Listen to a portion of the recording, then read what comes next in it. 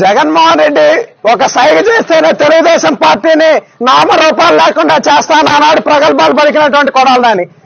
గతంలో గుడివాడలో క్యాసినో పెడితే తెలుగుదేశం పార్టీ నాయకులు నిజ నిర్ధారణకు వస్తే మీరు నా బొచ్చు కూడా ఇంటికి ఇప్పుక్క కూడా పీకలేరు అని చిటికలేని చూపించి మరి మాట్లాడినటువంటి కొడాలని. ఈరోజు ఏ దద్దమల లోకమలు లాక్కున్నాయంటాయా? సిగ్గుండాలి నీ బతుకి.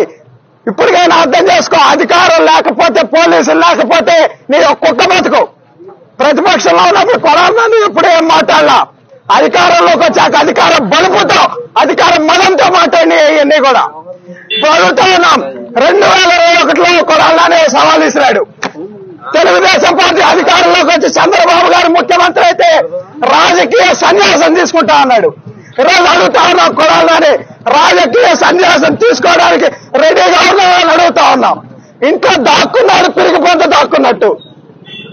గుడివాడ ప్రజలు భారీ మెజార్టీతో తెలుగుదేశం పార్టీని గెలిపించారంటే అది నీ మీద ప్రజలకు ఉన్నటువంటి ఒక చేత్కారం అని ఈ సందర్భంగా తెలియజేస్తా ఉన్నాం.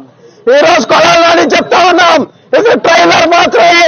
సినిమా ముందన్న రాజా లోకేష్ గారి ఆధ్వర్యంలో మళ్ళీ అంకుశ సినిమా తీపోతా ఉన్నారు. నిన్నే రామిరెడ్డి గారు పెడతారని కూడా ఈ సందర్భంగా చెప్తా ఉన్నాం.